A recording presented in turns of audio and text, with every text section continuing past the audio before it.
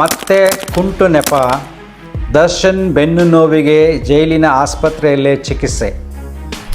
ದರ್ಶನ್ಗೆ ಬೆನ್ನು ನೋವು ಬರೋಕ್ಕೆ ಜೈಲಿನಲ್ಲಿ ಕುಂಟು ನೆಪ ಅಂದಾಗ ನನಗೆ ಈ ವಿಡಿಯೋ ಮಾಡಬೇಕು ಅನಿಸ್ತು.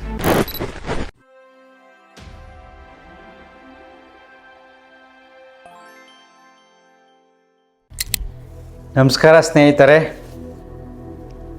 ಇತ್ತೀಚೆಗೆ ನಿಮಗೆಲ್ಲ ಗೊತ್ತಿದೆ ದರ್ಶನ್ ಜೈಲು ಸೇರಿದ್ದಾರೆ. ಅದ್ರ ಬಗ್ಗೆ ನ್ಯೂಸ್ ಬರ್ತಾ ಇದೆ ಈಗ. ಏನಪ್ಪ ಅಂದರೆ ಮತ್ತೆ ಕುಂಟು ನೆಪ. ದರ್ಶನ್ ಬೆನ್ನು ನೋವಿಗೆ ಜೈಲಿನ ಆಸ್ಪತ್ರೆಯಲ್ಲೇ ಚಿಕಿತ್ಸೆ. ದರ್ಶನ್ ಮತ್ತೆ ಹಳೆಯ ವರಸೆಯನ್ನ ಶುರು ಇಟ್ಕೊಂಡಂಗೆ ಕಾಣಿಸ್ತಾ ಇದೆ. ಜೈಲಿಗೆ ಹೋಗಿ ಒಂದೇ ದಿನದಲ್ಲಿ ಮತ್ತೆ ಬೆನ್ನು ನೋವಿನ ವಿಚಾರವನ್ನ ಸ್ಟಾರ್ಟ್ ಮಾಡಿದ್ದಾರೆ ಆರೋಪಿ ದರ್ಶನ್. ಕಳ್ಳಾಟ ಅಂತ ಹೇಳ್ಬೋದು ಇದನ್ನ. ಜಡ್ಜ್ ಮುಂದೆ ಬೆನ್ನು ನೋವಿನ ಕಥೆಯನ್ನ ಹೇಳೋ ಪ್ರಯತ್ನವನ್ನ ಆರೋಪಿ ದರ್ಶನ್ ಮಾಡಿದ್ರು. ನೋಡಿ, ಕುಂಟು ನೆಪ ಅಂದಾಗ ನನಗೆ ಈ ವಿಡಿಯೋ ಮಾಡಬೇಕು ಅನಿಸ್ತು. ದರ್ಶನ್ಗೆ ಬೆನ್ನು ನೋವು ಬರೋಕ್ಕೆ ಜೈಲಿನಲ್ಲಿ ಕುಂಟು ನೆಪ ಅಲ್ಲ. ಮಾಧ್ಯಮಗಳು ಎಷ್ಟು ಮೂರ್ಖವಾಗಿದೆ ಅನ್ನೋಕ್ಕೆ ಇದೇ ಒಂದು ಎಕ್ಸಾಂಪಲ್. ಶೂಟಿಂಗ್ ನಲ್ಲಿ ಇಲ್ಲದ ಬೆನ್ನು ನೋವು ಈಗ ಶುರುವಾಯ್ತಾ? ಶೂಟಿಂಗ್ ಯಾಕಪ್ಪ? ಅಲ್ಲಿ ಥೈಲ್ಯಾಂಡ್ ಅಲ್ಲಿ ಸ್ಪೀಡ್ ಬೋಟ್ ರನ್ ಮಾಡ್ತಾ ಇದ್ರಲ್ಲ, ಆಗ ಯಾವ ಬೆನ್ನು ನೋವು ಕಾಣಿಸ್ಕೊಳ್ಳಿಲ್ಲ? ಜೈಪುರ, ಥೈಲ್ಯಾಂಡ್ ಅಂತ ಶೂಟಿಂಗ್ ಹೆಸರಲ್ಲಿ ವಿಪರೀತವಾಗಿ ಫನ್ ಟೈಮ್ ನಲ್ಲಿ ಇದ್ರು, ಆವಾಗ ಬೆನ್ನು ನೋವು ಕಾಣಿಸ್ಕೊಳ್ಳಿಲ್ಲ. ಸಮುದ್ರದಲ್ಲಿ ಸ್ಪೀಡ್ ಬೋಟ್ ರನ್ ಮಾಡೋದೇನು ತಮಾಷೆನಾ? ಈಗ ನೋಡಿ ತೋರಿಸ್ತಾ ಇದೀವಿ ಈ ವಿಜುವಲ್ಸ್ ಅನ್ನ. ಇಲ್ಲಿ ಎಲ್ಲೂ ಬೆನ್ನು ನೋವು ಕಾಣಿಸ್ಲಿಲ್ಲಪ್ಪ ನಮಗೆ. ಬೆನ್ನು ನೋವಿನ ಕುರುಹು ಕೂಡ ಸಿಗ್ಲಿಲ್ಲ. ದೇವಸ್ಥಾನಗಳಿಗೆ ಸುತ್ತು ಹೊಡಿತಾ ಇದ್ರಲ್ಲ, ಯಾವುದೋ ಕೋಟೆಯವರು ದೇವಸ್ಥಾನ ಸೇರಿದಂತೆ ತಿಂಗಳು ವಾರ ಒಂದೊಂದು ದೇವಸ್ಥಾನ, ಅಲ್ಲಂತೂ ಕಾಣಿಸ್ಲಿಲ್ಲ. ಯಾವಾಗ ಕೋರ್ಟಿಗೆ ಬರ್ತಾರೆ, ಯಾವಾಗ ಈ ಪ್ರಕರಣದ ವಿಚಾರ ಬರುತ್ತೆ ಬೆನ್ನು ನೋವು ಶುರು. ಇದು ವೈದ್ಯಕೀಯ ಲೋಕದ ಪವಾಡ. ಯಾಕೆಂದರೆ ದರ್ಶನ್ ಅವರ ಜೀವನ ಶೈಲಿ ಹೇಗಿರುತ್ತೆ?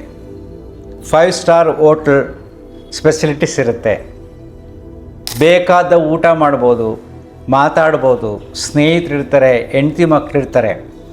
ಆ ರೀತಿ ಮನಸ್ಥಿತಿ ಇದ್ದಾಗ ಜೈಲಿಗೆ ಬಂದಾಗ ಸಡನ್ನಾಗೆ ಸ್ಟ್ರೆಸ್ ಆಗುತ್ತೆ, ಒತ್ತಡ ಆಗುತ್ತೆ, ಮನಸ್ಸಿನ ಮೇಲೆ, ದೇಹದ ಮೇಲೆ ಒತ್ತಡ ಆಗುತ್ತೆ.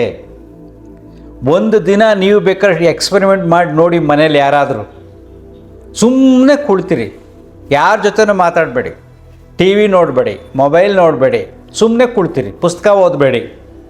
ಎಷ್ಟು ಕಷ್ಟ ಆಗುತ್ತೆ ಅನ್ನೋದು ನೋಡಿ. ಜೊತೆಗೆ ಈ ರೀತಿ ಪಬ್ಲಿಕ್ನಲ್ಲಿ ರಾಜನಂತಿದ್ದವನು ಜೈಲಿನಲ್ಲಿ ಕುಳಿತಿರಬೇಕಾದ್ರೆ ಮನಸ್ಸಿನ ಮೇಲೆ ಎಷ್ಟೊಂದು ಒತ್ತಡ ಆಗುತ್ತೆ. ಸರಿನೂ ತಪ್ಪು ಅದು ಬೇರೆ ವಿಷಯ, ನ್ಯಾಯಾಂಗ ವ್ಯವಸ್ಥೆ ಇದೆ, ಅದು ನೋಡ್ಕೊಳ್ಳುತ್ತೆ. ಈ ನನ್ನ ವಿಶ್ಲೇಷಣೆ ಯಾಕೆ ಆ್ಯಸ್ ಎ ಯೋಗ ಟೀಚರ್ ಅಂದರೆ, ಈ ರೀತಿಯಾದ ಮನಸ್ಥಿತಿಗಳು ಬೇಕಾದಷ್ಟಿವೆ. ತುಂಬ ಜನಕ್ಕೆ ಅರ್ಥನೇ ಆಗೋದಿಲ್ಲ. ಆ ಒತ್ತಡ ಒಂದು ದಿನ 2 ದಿನ ತಡ್ಕೊಳಕ್ಕಾಗದೇ ಇದ್ದಾಗ ಬೆನ್ನು ನೋವು ಬರುತ್ತೆ. ತುಂಬ ಜನ ತಪ್ಪು ತಿಳ್ಕೊಂಬಿಟ್ಟಿದ್ದಾರೆ, ಬೆನ್ನು ನೋವು ಬರೋಕ್ಕೆ ಏನೋ ಏಟಾಗಿರಬೇಕು ಹಾಗೆ ಹೀಗೆ ಅಂತ. ಮನಸ್ಸಿನ ಒತ್ತಡದಿಂದ ಬೆನ್ನು ನೋವು ಬರುತ್ತೆ. ಅದು ಜಾಸ್ತಿ ಆಗ್ತಾ ಹೋದಾಗ, ಒತ್ತಡ ಜಾಸ್ತಿ ಆಗ್ತಾ ಹೋದಾಗ ಸ್ವೆಲ್ಲಿಂಗ್ ಎಲ್ಲ ಸ್ಟಾರ್ಟ್ ಆಗಿ ಮಲ್ಕೊಳಕ್ಕಾಗಲ್ಲ, ನಿದ್ರೆ ಬರಲ್ಲ. ನಿದ್ರೆ ಯಾವಾಗ ಬರಲ್ವೋ ಇನ್ನೂ ಸ್ಟ್ರೆಸ್ ಜಾಸ್ತಿ ಆಗುತ್ತೆ ದೇಹದಲ್ಲಿ. ಇದು ಸಹಜವಾಗಿ ನಡೆಯತಕ್ಕಂಥ ಒತ್ತಡದ ಸಮಸ್ಯೆಗಳು. ಇದನ್ನು ಅರ್ಥ ಮಾಡ್ಕೊಳ್ಳೋದಿಲ್ಲ. ಅವನು ಸುಮ್ಮನೆ ನಾಟಕ ಮಾಡ್ತಿದ್ದಾನೆ, ಬೆನ್ನಿಡ್ಕೊಂಬಿಟ್ಟಿದ್ದಾನೆ ಅಂತಲ್ಲ. ಸೊ ಆಯ್ತಪ್ಪ, ಅಲ್ಲಿಂದ ಬಂದರು, ಬೇಲ್ ತಗೊಂಡು ಆಸ್ಪತ್ರೆಗೆ ಹೋಗಿದ್ರು. ಆಸ್ಪತ್ರೆಯಲ್ಲಿ ಏನು ಆಪ್ರೇಷನ್ ಮಾಡಲೇ ಇಲ್ಲ, ಹಾಗೆ ಬಂದುಬಿಟ್ರು. ಅದು ನಾಟಕ ಅಲ್ಲ. ಆಸ್ಪತ್ರೆಗೆ ಹೋದಾಗ ಅಲ್ಲಿ ರಿಲ್ಯಾಕ್ಸ್ ಆಗಿರುತ್ತೆ, ಎಲ್ಲರೂ ಬರ್ತಾ ಇರ್ತಾರೆ. ಆವಾಗ ಸ್ವಲ್ಪ ಫಿಸಿಯೋಥೆರಪಿ ಎಕ್ಸಸೈಸ್ ಮಾಡ್ತಾ ಇರ್ತಾರೆ, ಆವಾಗ ಅದು ರಿಲ್ಯಾಕ್ಸ್ ಆಗಿರುತ್ತೆ. ಪುನಃ ಜೈಲಿಗೆ ಹೋದಾಗ ಅದೇ ಒತ್ತಡ ಜಾಸ್ತಿ ಆದಾಗ, ಅಲ್ಲ ಸ್ಕ್ಯಾನಿಂಗ್ ಅದು ಮಾಡಿದಾಗ ಏನಾದರೂ ಆಗ್ಬೋದು, ಸ್ಟ್ರೋಕ್ ಆಗ್ಬೋದು, ಮತ್ತು ಬೇರೆ ಏನಾದರೂ ಆಗ್ಬೋದು ಅಂತಕ್ಕಂಥದ್ದು ಸತ್ಯ. ಇದಕ್ಕೆಲ್ಲ ಕಾರಣ ಒತ್ತಡ. ನಮ್ಮ ಯೋಗ ಶಾಲೆಗೆ ತುಂಬ ಜನಗಳು ಬಂದಾಗ ಅವ್ರ ಹತ್ರ ಪರ್ಸನಲ್ಲಾಗಿ ಮಾತಾಡಿದಾಗ ತುಂಬ ಜನರಿಗೆ ಬೆನ್ನು ನೋವು ಬರೋದೆ ಮನಸ್ಸಿನ ಒತ್ತಡದಿಂದ. ಯಾವುದೇ ರೀತಿಯಾದ ಆಘಾತವಾದಾಗ ಮನಸ್ಸಿಗೆ, ಆಗ ದೇಹದ ಮೇಲೆ ಎಫೆಕ್ಟ್ ಆಗುತ್ತೆ. ಜೊತೆಗೆ ಹಳೆಯ ನೋವುಗಳಿರ್ತವೆ. ಈಗ ದರ್ಶನ್ ಜೈಲಲ್ಲಿ ಇರಬೇಕಾದಾಗ ಬರೀ ಒಂದು ದಿನ ಸಾಕು, ಆ ಒತ್ತಡ ತಡ್ಕೊಳೋಕ್ಕಾಗೋದಿಲ್ಲ. ಇನ್ನು ದಿನಗಟ್ಟಲೆ ಒಬ್ಬರೇ ಇರಬೇಕಾದಾಗ ಆ ಲಕ್ಸುರಿ ಲೈಫ್ ನೋಡಿದವರು, ಅನುಭವಿಸಿದವರು, ಮರ್ಯಾದೆಯನ್ನು ಪಡೆದವರು, ಅವ್ರು ಹೇಳೋಕೆ ಆಳು ಕಾಳು ಸುತ್ತಮುತ್ತ ಇರ್ತಾರೆ, ಅವ್ರ ಮಾತನ್ನು ಕೇಳ್ತಕ್ಕಂಥವ್ರು ಎಲ್ಲ ಇರಬೇಕಾದಾಗ ಇವರು ಎಲ್ಲರ ಮಾತುಗಳನ್ನು ಕೇಳಿಕೊಂಡು ಒಂಟಿಯಾಗಿ ಯಾವುದೇ ರೀತಿಯಾದ ಮನರಂಜನೆ ಇಲ್ಲದೆ, ಮತ್ತು ಅವ್ರು ಜಿಮ್ಮಿಗೆ ಹೋಗ್ತಾ ಇರೋದು, ಆ ವ್ಯಾಯಾಮಗಳು ಯಾವುದೂ ಇಲ್ಲದೆ, ರಿಲ್ಯಾಕ್ಸೇಷನ್ ಇಲ್ಲದೆ, ಜೊತೆಗೆ ಕೆಲವರು ಅಭ್ಯಾಸಗಳಿಂದ ಯಾವುದೂ ಇಲ್ಲದೆ ಇರಬೇಕಾದಾಗ ಎಷ್ಟು ಒತ್ತಡ ಆಗತ್ತೆ ರೀ. ಸೊ ನಿಮ್ಮ ಜೀವನದಲ್ಲೂ ಇದೇ ರೀತಿ. ಬಟ್ ಇದನ್ನೇನು ಮಾಡ್ತಾರೆ, ದರ್ಶನ್ ಜೈಲ್ಗೆ ಹೋದ ತಕ್ಷಣ ಬೆನ್ನೋ ಬಂತು, ನಾಟಕ ಮಾಡ್ತಾರೆ ಅಂತ ಎಲ್ಲ ಹೇಳ್ತಾರೆ. ಯಾರ್ಯಾರು ಮಾಧ್ಯಮಗಳಲ್ಲಿ ಮಾತಾಡ್ತಾರೋ ಮತ್ತು ಪ್ರಿಂಟ್ ಮೀಡಿಯಾದಲ್ಲೂ ಕೂಡ ಈ ವಿಚಾರಗಳು ಬಂದರೆ ಅವರಿಗೆ ಕಾಮನ್ ಸೆನ್ಸ್ ಇಲ್ಲ ಅಂತ ಅರ್ಥ. ಅಂದರೆ ಒತ್ತಡ ದೇಹದ ಮೇಲೆ ಯಾವ ರೀತಿ ಎಫೆಕ್ಟ್ ಆಗುತ್ತೆ ಅನ್ನತಕ್ಕಂಥ ಸಾಮಾನ್ಯ ತಿಳುವಳಿಕೆ ಅವ್ರಿಗಿಲ್ಲ. ಕುಂಟು ನೆಪ ಅಲ್ಲ, 100% ಟ್ರೂ. ದರ್ಶನ್ಗೆ ಬೆನ್ನು ನೋವು ಬರೋದು ಜೈಲಿನಲ್ಲಿ 100ಕ್ಕೆ 100ರಷ್ಟು ಸತ್ಯ.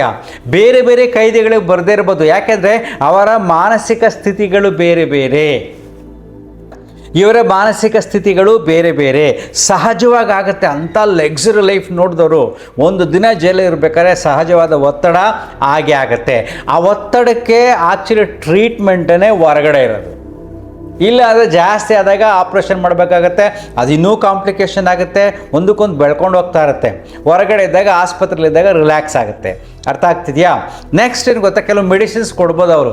ಎಷ್ಟೇ ಔಷಧಿಗಳು ಅಲ್ಲಿ ಜೈಲಲ್ಲಿ ಕೊಟ್ಟರೆ ಅದು ಟೆಂಪ್ರರಿ ರಿಲೀಫ್ ಕೊಡುತ್ತೆ ಹೊರತು ಪರ್ಮನೆಂಟ್ ಅಲ್ಲ. ಸೊ ಹಾಗಂತ ಅವ್ರನ್ನ ಹೊರಗಡೆ ಕಾನೂನಾತ್ಮಕ ಹೊರಗಡೆ ಬಿಡೋಕ್ಕಾಗೋದಿಲ್ಲ.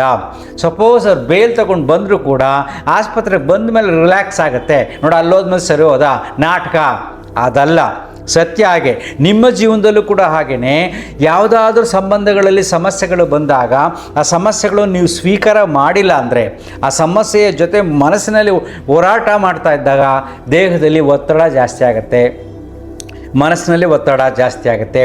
ಯಾವ ನಿಮ್ಮ ದೇಹ ಯಾವ ಪಾರ್ಟ್ ವೀಕ್ ಆಗಿರುತ್ತೋ ಸ್ಟ್ರೆಸ್ಸು ಆ ಪಾರ್ಟ್ ಮೇಲೆ ಸ್ಟ್ರೈಕ್ ಮಾಡುತ್ತೆ. ನಿಮಗೆ ಬಿ ಪಿ ಬರ್ಬೋದು, ನಿಮಗೆ ಶುಗರ್ ಬರ್ಬೋದು, ಆಸ್ಮಾ ಬರ್ಬೋದು, ಬೆನ್ನೋವು ಬರ್ಬೋದು, ಬೇರೆ ಏನಾದರೂ ಆಗ್ಬೋದು, ನಿಮಗೆ ಸ್ಟ್ರೋಕ್ ಆಗ್ಬೋದು, ಎನಿಥಿಂಗ್ ಕ್ಯಾನ್ ಹ್ಯಾಪನ್. ಇದು ಮೂಲ ಕಾರಣವೇ ಒತ್ತಡ. ಸೊ ಒತ್ತಡವನ್ನು ನಿಭಾಯಿಸ್ತಕ್ಕಂಥ ತಂತ್ರಗಳನ್ನು ನಾವು ಕಲಿಬೇಕು. ಈಗ ನಾವೇನು ಮಾಡಬೇಕು, ಈಗ ದರ್ಶನ್ಗೆ ಯಾವ ರೀತಿಯಾದ ಜ್ಞಾನ ಬರಬೇಕು ಅಂದರೆ, ಪರಿಸ್ಥಿತಿ ಏನೂ ಮಾಡೋಕ್ಕಾಗಲ್ಲ, ಇದನ್ನು ಸ್ವೀಕರಿಸಬೇಕು ಅಂತ ಅದನ್ನು ಅಕ್ಸೆಪ್ಟ್ ಮಾಡಿಕೊಂಡು ಆ ಜೈಲಿಗೆ ಹೊಂದ್ಕೊಂಡು ಅಲ್ಲೇ ಖುಷಿಯನ್ನು ಅನುಭವಿಸ್ತಕ್ಕಂಥ ಮನಸ್ಥಿತಿ ಬಂದರೆ ಮಾತ್ರ ಬ್ಯಾಕ್ ಪೇಯ್ನ್ ಬರಲ್ಲ.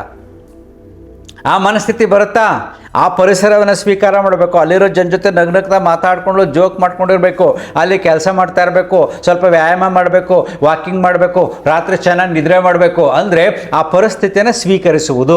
ನಿಮ್ಮ ಜೀವನದಲ್ಲೂ ಹೀಗೇ ನಿಮ್ಮ ಮನೆಯಲ್ಲಿ ಯಾವುದಾದ್ರೂ ಸಮಸ್ಯೆಗಳು ಬಂದಾಗ ಆ ಪರಿಸ್ಥಿತಿಗಳನ್ನು, ವ್ಯಕ್ತಿಗಳನ್ನು, ಆ ಸಂದರ್ಭವನ್ನು ನೀವು ಸ್ವೀಕರಿಸಿ ಆ ಸಮಸ್ಯೆನ ಎಂಜಾಯ್ ಮಾಡೋಕ್ಕೆ ಸ್ಟಾರ್ಟ್ ಮಾಡಿದ್ರೆ ಈ ರೀತಿಯಾದ ಒತ್ತಡದಿಂದ ಬರ್ತಕ್ಕಂಥ ಕಾಯಿಲೆಗಳಿಂದ ನಾವು ಮುಕ್ತಿಯನ್ನು ಪಡೆಯಬಹುದು.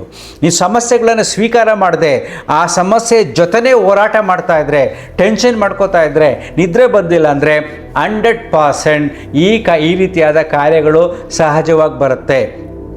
ಈ ರೀತಿಯಾದ ವಿಶ್ಲೇಷಣೆಯನ್ನು ಕೊಡೋಕ್ಕೆ ನಾನು ದರ್ಶನ ಎಕ್ಸಾಂಪಲ್ ತಗೊಂಡೆ. ಅಂದರೆ ಜನರು, ಸಮಾಜ ಹೇಗೆ ಜಡ್ಜ್ ಮಾಡುತ್ತೆ, ಮಾಧ್ಯಮಗಳು ಹೇಗೆ ಜಡ್ಜ್ ಮಾಡುತ್ತದೆ, ಬೇರೆ ಬೇರೆ ಜನರು ಹೇಗೆ ಜಡ್ಜ್ ಅದ್ರ ಬಗ್ಗೆನೇ ವಿಷಯ ದಿನಗಟ್ಟಲೆ ಮಾತಾಡ್ತಾರೆ. ಬೆನ್ನು ಜಾಸ್ತಿ ಆಗಿದೆ ಅಂತೆ, ಆಪ್ರೇಷನ್ ಮಾಡಬೇಕಾಗಿದೆ ಅಂತೆ, ಇನ್ನೊಬ್ಬ ಡಾಕ್ಟ್ರಿಗೆ ಫೋನ್ ಮಾಡ್ತಾರೆ, ಆ ಡಾಕ್ಟ್ರು ಒಂದು ಹೇಳ್ತಾರೆ, ಹೌದು ಹಂಗಾಗಿದೆ, ಆಪ್ರೇಷನ್ ಮಾಡಿದ್ರೆ ಏನಾಗುತ್ತೆ, ಆಪ್ರೇಷನ್ ಮಾಡಿದ್ರೆ ಏನಾಗುತ್ತೆ, ಹೀಗೆಲ್ಲ ಚರ್ಚೆಗಳು ನಡೀತಾನೆ ಇರುತ್ತೆ. ಬಟ್ ಮೂಲ ಸತ್ಯ ಒತ್ತಡ, ಸ್ಟ್ರೆಸ್. ನೆನ್ಪಿಟ್ಕೊಳ್ಳಿ. ಸೊ ಅದಕ್ಕೆ ನಾನು ನಿಮಗೆ ಸಾಮಾನ್ಯ ಜನರಿಗೆ ಅರ್ಥ ಆಗಲಿ ಅಂತ ಇದೊಂದು ಎಕ್ಸಾಂಪಲ್ ತಗೊಂಡಿದ್ದೀನಿ. ನಾನು ಯಾರ ಪರವೂ ಅಲ್ಲ. ಸೊ ಏನೇನು ಬರ್ತಾ ಇದೆ ವಿಚಾರಗಳು, ಆ ವಿಚಾರಗಳಿಂದ ಕಲಿವಿಕೆಯೂ ಕೂಡ ಇದೆ. ಆ ಕಲಿವಿಕೆಯ ತಿಳಿವಳಿಕೆಯನ್ನು ತಿಳಿಸೋಕ್ಕೋಸ್ಕರ ನಾನು ಈ ವಿಡಿಯೋ ಮಾಡಿದ್ದೀನಿ. ನೆನಪಿಟ್ಕೊಳ್ಳಿ, ಯಾವುದೇ ಸಮಸ್ಯೆಗಳು ನಿಮಗೆ ಬಂದಾಗ solve the problem, leave the problem, do not leave the problem ಅಂತ ನಾನು ಯಾವಾಗಲೂ ಹೇಳ್ತಾ ಇರ್ತೀನಿ. ಸಮಸ್ಯೆ ಬಂದಾಗ ಅದನ್ನು ಬಗೆಹರಿಸೋಕ್ಕಾಗಿಲ್ಲ ಅಂದರೆ ಸಮಸ್ಯೆನ ಬಿಟ್ಬಿಡು, ಸಮಸ್ಯೆಯ ಜೊತೆ ಬದುಕಬೇಡ ಅಲ್ವಾ. ಒಂದು 100 kg ಭಾರ ತೊಗೊಂಡು ಎಲ್ಲರೂ ಹಾಕಬೇಕು ಅಂದರೆ ಕಷ್ಟಪಟ್ಟು ತೊಗೊಂಡೋಗಿ ಹಾಕು, ಆಗ್ಲಂದ್ರೆ ಕೆಳಗಡೆ ಬಿಟ್ಬಿಡು. ತಲೆ ಮೇಲೆ ಭಾರ ಇಟ್ಕೊಂಡು ಒದ್ದಾಡ್ತಾ ಇದ್ರೆ ಆಗೇನಾಗುತ್ತೆ, ದೇಹದಲ್ಲಿ ಒತ್ತಡ ಟೆನ್ಷನ್ನು ಜಾಸ್ತಿ ಆಗುತ್ತೆ. ಸೊ ಆಗೋದೇ ಇಲ್ಲ, ಏನೂ ಮಾಡೋಕ್ಕಾಗಲ್ಲ ಅಂದಾಗ ಸ್ವೀಕಾರ ಮಾಡಲೇಬೇಕು. Accept it. ಸೊ ಅಕ್ಸೆಪ್ಟೆನ್ಸ್ ಇದೆಯಲ್ಲ, ಅದು ತುಂಬ ಮುಖ್ಯ. ಏನೂ ಮಾಡೋಕ್ಕಾಗದಾಗ ಸ್ವೀಕರಿಸ್ಬೇಕು. ನಾನು ಸ್ವೀಕರಿಸಿದಾಗ ಮನಸ್ಸಿಗೆ ಶಾಂತಿ ಸಿಗುತ್ತೆ, ಸಮಸ್ಯೆಗಳನ್ನು ಬಗೆಹರಿಸುವ ಶಕ್ತಿ ಬರುತ್ತೆ ಮನಸ್ಸಿಗೆ. ಇದನ್ನು ನೆನ್ಪಿಟ್ಕೊಳ್ಳಿ. Remember, you are important. ಅಂತರ್ಮುಖಿ ಸದಾ ಸುಖಿ. Thank you.